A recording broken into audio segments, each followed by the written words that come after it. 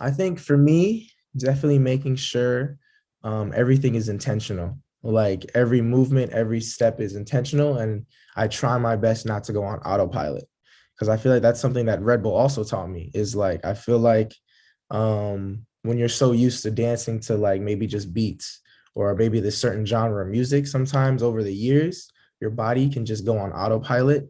And sometimes you're not really even thinking about the movement or the intention behind the movement or the character of the song. Very quickly, before we start, I want to say a big thank you to CB Diablo, who are bringing us today's show.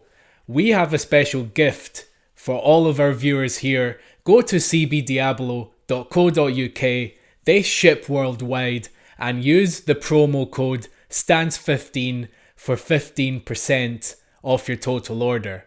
Now, without further ado, let's get into it. Ladies and gentlemen, we have the winner of Red Bull Dance Your Style USA, David, aka The Crown. My man, congratulations on the win. Thank you. Thank you. I'm so excited to be here. Walk me through your experience at that event. Did you think that you could win? And if so, what was going on in your mind at first? Yeah, so the thing is I definitely my first thoughts was like I feel like the level was so high. Like everyone like was either a winner from like a winner from LA, a winner from ATL, like just all over the place. So for me, I feel like everyone had a great chance and there was definitely a lot of like a lot of pressure for sure. But I think something that I try my best and strive to do is I turn that anxiety into like excitedness. So for me, definitely, I feel like I had a chance, and yeah, it was just lit. It was crazy. It's like a party. It's crazy. So, were your preparations for that event like any different from any other event? I think for me, definitely, I feel like in this specific event, there's a lot more focus on, I would say, like adapting to the music. The music is a very wide range. So for me preparing, I feel like I had to not just take in the space, but really take in like being present with the music. You know, that's something that's really important, especially if you don't know the song and it's like Taylor Swift or something. You got to really just be like, okay, let me really listen to this song right now, you know? It looked like you just owned the stage, like that whole event. Is that something that you've learned, or is that just a natural ability that you have to just take the center stage as it is? Oh man, that's a great question. I feel like a part of it is a little bit natural and a little bit of just being inspired like growing up. You know, I'm half Liberian and we used to go to like a lot of African parties, and if you know anything about like African dance, it's very expressive, you know, a lot of facials, a lot of like you know, a lot of like being honest with how you're feeling. So for me, I think it's a mix of that, growing up with that, and also just really trying to do the music justice. So, what does that look like when you think about how that translates into an event? Like, what are your thoughts around that, and how do you make sure that is evident when you dance? I think it's part of that is wearing your heart on your sleeve for sure. I think sometimes we can get very caught up in the crowd a lot of the times. We'll get caught up in like tricks or even sometimes just like riding through the song with our foundation, but we forget like that this is a totally different song than last round, you know. So your dance should kind of change a little bit. So I think for me, a lot of it is just being able to just say, you know, let's just go, let's just let it out, you know, be free, you know what I'm saying? I think that's a big part of it. But it sounds like you need to have that self confidence to even allow yourself to open up like that, right? Definitely, definitely. So, is there anything specific that you do in your training to ensure that, okay, there's this natural reflex of I'm just gonna open up and I'm just like gonna give it my all? Yeah, a lot of it honestly is like mental reassurance, you know.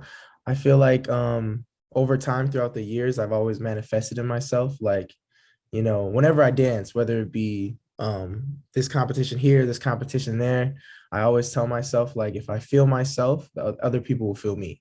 You know what I'm saying? Because I feel like people can read energy. At least most people are really good at reading energy, and they can tell when it's not authentic. So for me, it's like a lot of different words of reassurance that help me mentally. Because in practice, I do a lot of training, and that's a lot of that is mostly just muscle memory, you know. But when it comes down to the actual performance or battle, 90% of it is just up here, you know. So when you're in the heat of the moment, then what's going on in your head? Woo, I be real lit. I'm super excited for sure. Especially I feel like I get really turned up when I know my opponent is doing really well. I don't know why. It just really like it almost feels like an iron sharpening iron type of moment, you know? So Sun Lam, for example, amazing, beautiful dancer. And when he went, every time he went, I was like, this dude is amazing, you know. But I think one of the things I said in my last round, and it was in camera. I think it was when I was pointing at him, pointing at me. I said, "You'll do you, and I'm gonna do me," you know. And I think that's something that's very important when it comes to communication and sharing. You know, in art and around. You know, it's very important to keep that individuality. It sounds like there's a difference in mentality between when you have when there's respect there versus when you just don't like them and you just Right. really want to take their head off. But then Right. it also sort of bridges the question of when do you call a battle an exchange, and Mm, then when do you just say, look, I'm just really gonna go for it. yeah, I think it always depends on like the energy and the atmosphere for sure. I think the beautiful thing with dance is you can communicate, at least the opponents can communicate without talking.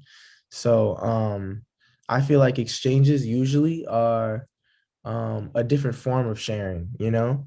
And I think a battle is like you can still have respect and be friendly competition, but at the end of the day, we're trying to push each other, you know, to our limits. Yeah. Because some people seem to take that the wrong way when you're giving it everything and they just think that there's no respect even Right. there. But then it is also that heat, that intense sort of moment, and you should be able to like give it your all and then share your words after, like share your words of love and everything else, you know. Yeah. Definitely. I look at it as like I feel like I would be doing a disservice to the artist in front of me if I didn't try my best, you know, or if I did hold back. You know what I'm saying? That's how I look at it. Because I remember I used to do that to some of my friends when I first started battling, like 8, 9 years ago. I used to be like, I mean, it's like, oh, this is my friend. Like in my head, I'd be like, oh, this is my friend. Like, I don't want to like, cut his head off. But then over time, I realized like I'm not helping them grow if I don't, push myself while pushing them. Wow. Okay. Yeah, because it does sort of make you think that okay, everybody responds a little differently to this, and some Right. people are just really in it for the love, and maybe some people are really in it to win. Have you found yourself sort of switching your mindset like that? Mm.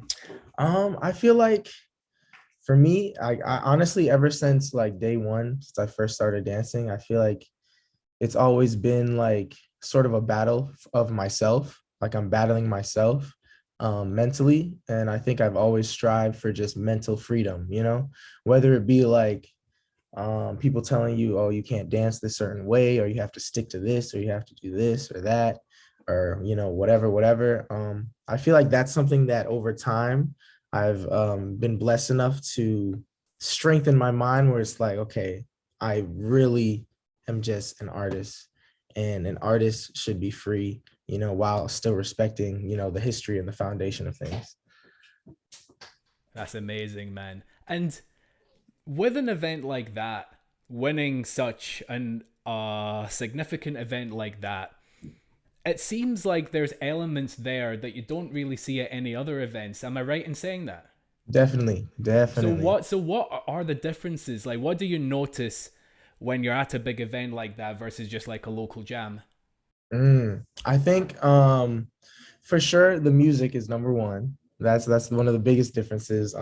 They play like hits from all over, like global hits. And um I look at it as like a celebration of dance. That's how I look at Red Bull. Because of not just bring a whole bunch of beautiful artists together, but also the wide variety of music. And it challenges me. And that's why I feel like I really love this event because it wasn't an easy competition at all.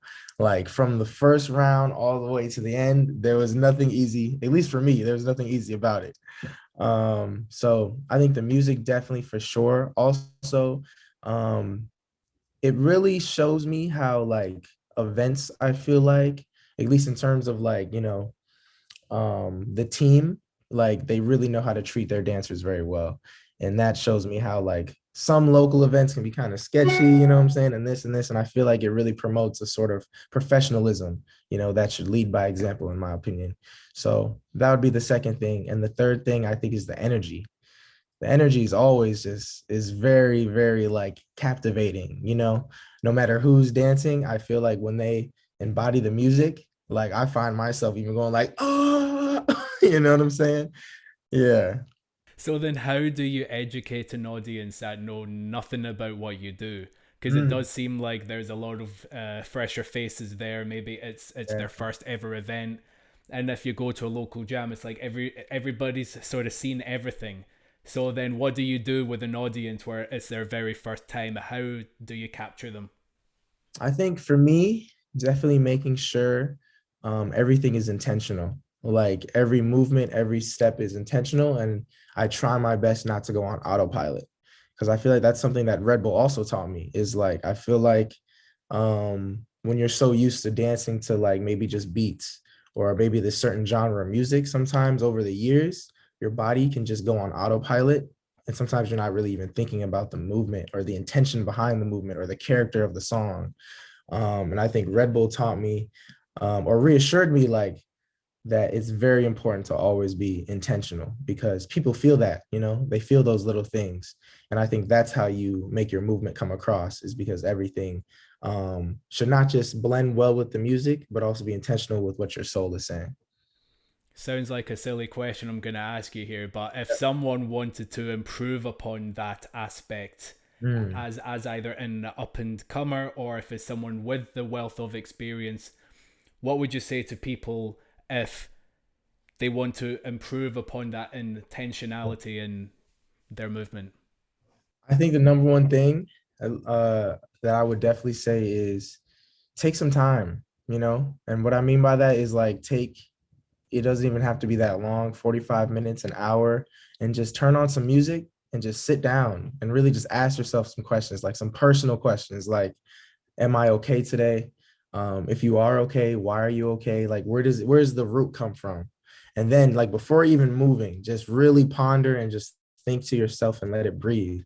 And then, when you feel ready, just start to move. But don't think about like certain steps you've practiced. Just move. Move however your body feels it wants to move to the music. And then I feel like over time, as you set that intention before you dance, it'll play out within the dance and you'll start to feel it more and you'll start to really enjoy your movement a lot more. And then when you can stack your foundation and technique on top of that, you're a crazy person at that point. It's game over. Yeah. But let's end it on this high then. So you've got the World Finals at the end of the year in South Africa. How are you going to prepare and make sure that you win? Sheesh.